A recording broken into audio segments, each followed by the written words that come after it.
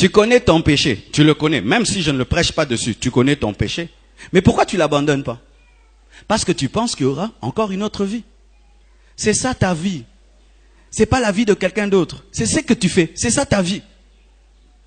Bizarrement, il y a des gens qui parlent de leur vie comme si c'était la vie des autres. Écoutez comment ils disent. Ah, ngaye, masumuno samikolo, oh. Biloko nazo sala, nazo nanyon. Nazo sa biloko moro. Non, mets ton nom. Biloko nga fiston. Non, sala. Fiston yo, osuka na moto. Au moins, on changer. Vous n'aurez pas de vie.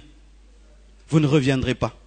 Maximisez chaque seconde, chaque minute, chaque heure, chaque jour, chaque semaine, chaque mois, chaque année. Quand tu cries bonne année, tu dis cette année encore je vais servir, je ferai tout bien, je vais prêcher bien, je vais chanter bien, je donne bien mon offrande, j'évangélise. Quand je pêche directement, je n'attends pas demain, à l'instant je me répands, je fais le mal à quelqu'un, je demande pardon. Pourquoi? Je ne sais pas si demain je vivrai. Certains au milieu de nous, ils ont des longs trajets, comme s'ils quittaient Lemba pour aller jusqu'en ville. Mais d'autres, c'est un voyage du coin vers le coin. Si tu es arrivé à l'arrêt, tu dois descendre ou pas? Et ton arrêt, peut-être, ce n'est pas dans 70 ans. Peut-être toi, c'est dans 40 ans.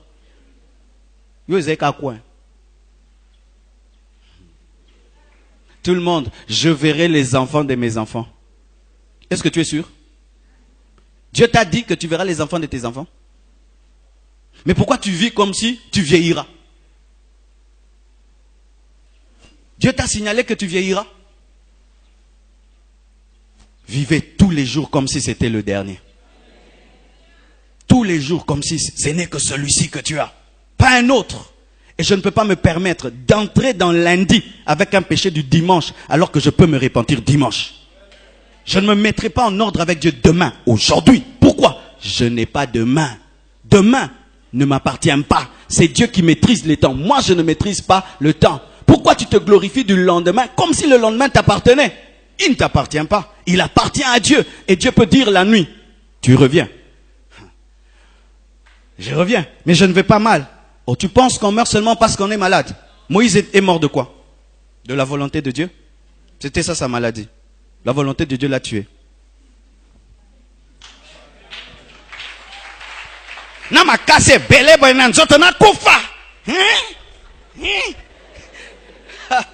La Bible dit qu'à 120 ans, la vue de Moïse n'avait pas baissé. Mais Dieu a retiré seulement le souffle.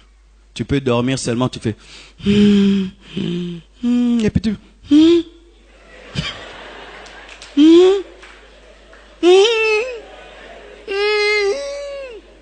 Ouais. Avant de dormir, est-ce que vous faites le bilan de vos vies? Nous dormons pendant 8 heures du temps. Pendant 8 heures du temps, on peut te déplacer, on t'amène jusqu'au coin et tu vas dormir.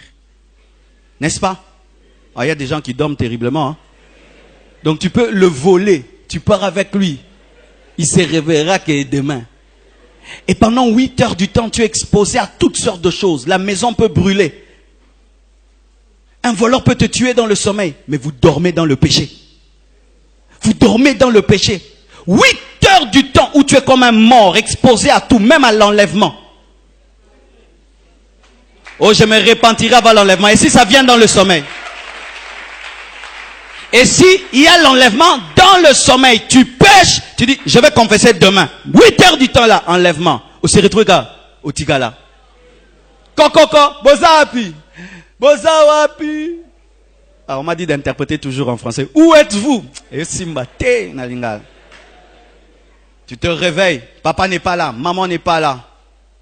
Tu es seul dans votre maison. Parce que tu disais toujours que tu as le temps. C'est un démon qui te dit que tu as le temps. Je dis, c'est un démon qui te dit que tu as le temps. C'est le principe de la carotte et du cheval. Tu connais le principe de la carotte et du cheval? Si tu veux faire courir un cheval sans que jamais il s'arrête, prends une tige, mets sur son cou et place une carotte devant. Le cheval va commencer à courir pour attraper la carotte, mais il ne sait pas que plus il s'avance, plus la carotte aussi s'avance. C'est ce que le diable te fait. Demain, tu vas te repentir.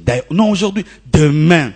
Quand il va vraiment prêcher là, tu vas te repentir. quand tu vas grandir, quand tu vas régler ce problème, quand tu. Mais c'est que tu ne sais pas, quand tu avances, la carotte aussi, ça avance. Tu es jeune, tu veux te repentir, te dis tu es jeune. Est-ce que tu as déjà goûté à la vie? Fais encore la vie. Tu fais la vie et puis tu dis ça va, maintenant je veux me convertir. Tu dis non, tu as trop fait la vie. Maintenant si tu reviens à Dieu, tu vas abandonner. Attends vraiment que tu fasses trop de mal pour que tu sois culpabilisé. Tu fais le mal, tu es doublement culpabilisé. Tu dis maintenant je vais arrêter. Il dit est-ce que ça t'a tué? Ça t'a pas tué? Fais encore un peu. Jusqu'au jour de ta mort, tu meurs, tu n'as jamais pris la vraie décision. Chacun de nous ici connaît le standard de sa vie chrétienne, s'il a une bonne vie chrétienne ou une mauvaise. Chacun de nous sait s'il est repenti ou pas. Chacun de nous s'il est païen ou pas. Nous le savons. Parce que moi, quand j'étais païen, je disais, ces gens-ci sont des chrétiens. Moi, je suis un païen, j'irai en enfer, mais je me repentais pas. J'étais toujours dans ma musique mondaine, j'étais toujours dans les griffes, j'étais toujours dans l'impudicité, mais je savais que je menais une mauvaise vie. Je pensais que je déciderais quand je voudrais. Et si la mort m'avait atteint le temps où j'étais jeune, qu'est-ce que je serais devenu aujourd'hui? Vous tous qui entendez la parole, cette parole vous jugera pire, plus que les païens, parce que vous connaissez la vérité et vous reportez toujours à demain votre vie chrétienne, votre vraie vie chrétienne. Chacun de nous sait ici quel genre de vie chrétienne il doit avoir. Nous savons que Dieu veut que je prie beaucoup, que je jeûne beaucoup, que je me sanctifie, que j'abandonne ça. Nous le savons, nous tous nous le savons. Mais nous disons, pas aujourd'hui, demain. Demain, le temps, est-ce qu'il est à toi? Regarde ton voisin. Dis-lui, est-ce que tu sais ce que je vais te dire? Tu ne sais même pas ce que ton voisin va te dire. Maintenant, tu maîtrises demain.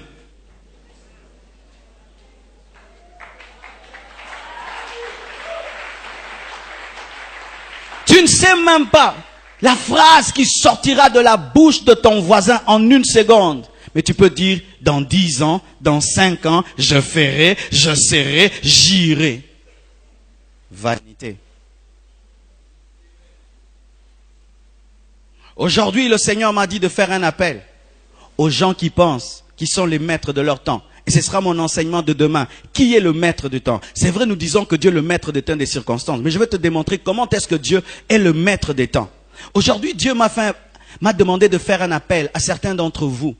Bien-aimés, dernièrement, j'étais sur le boulevard. Je regarde plein de voitures. Autour de qui? D'un jeune garçon. Ces gens qu'on appelle Wewa. Tamponné par une voiture, il ressemblait à un chien. Les gens passaient autour de lui. Je pense pas qu'il avait 30 ans. Je pense pas qu'il avait 30 ans. Tous ces Congolais qui meurent à Brazzaville, est-ce que tous sont âgés? Il y a même des bébés qui meurent, n'est-ce pas? Qui te dit que tu as le temps? Et si une guerre éclatait, qui te dit que tu auras le temps? Bien-aimé, Dieu te parle de plusieurs manières. Des fois, tu entres dans un taxi et un accident a failli arriver. Et si cet accident était arrivé, où est-ce que tu serais parti? Si cette maladie qui t'a attrapé, qui t'a alité pendant une semaine t'avait tué, où est-ce que tu serais parti? Cette maladie qui t'avait alité, si elle t'avait emporté, où est-ce que tu serais parti? Si cet accident raté t'avait tué, est-ce que tu serais parti au ciel? Mais est-ce que cet accident t'a prévenu? Est-ce que cette maladie-là t'a prévenu? Non, elle ne t'a pas prévenu. Et tu penses que ce sera le dernier accident ou la dernière maladie?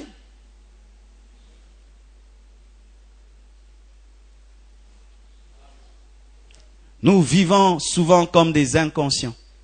Inconscients de l'éternité.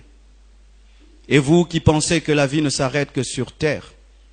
Bien-aimés, comment pouvez-vous expliquer tous ces autres phénomènes surnaturels? Il n'y a pas que les hommes. Il y a des anges, il y a des démons. Il y a un autre monde au-delà de ce monde que nous voyons.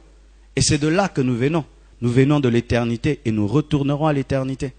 Et si vous ne donnez pas vos vies à Jésus, et si vous ne marchez pas selon sa parole, bien-aimés, vous le regretterez. Être chrétien, ce n'est pas seulement dire qu'on est chrétien, mais c'est marcher selon la parole de Dieu. Jésus reviendra pour une seconde fois pour les gens qui l'attendent. Il ne reviendra pas seulement pour les gens qui confessent son nom, mais pour des gens qui l'attendent. Amen. C'est ce que Dieu m'a mis à cœur aujourd'hui pour vous. Je ne serai pas très long, mais sachez ceci, frères et sœurs, vous n'êtes pas maître de votre temps. C'est Dieu qui contrôle toutes choses. Que Dieu vous bénisse abondamment.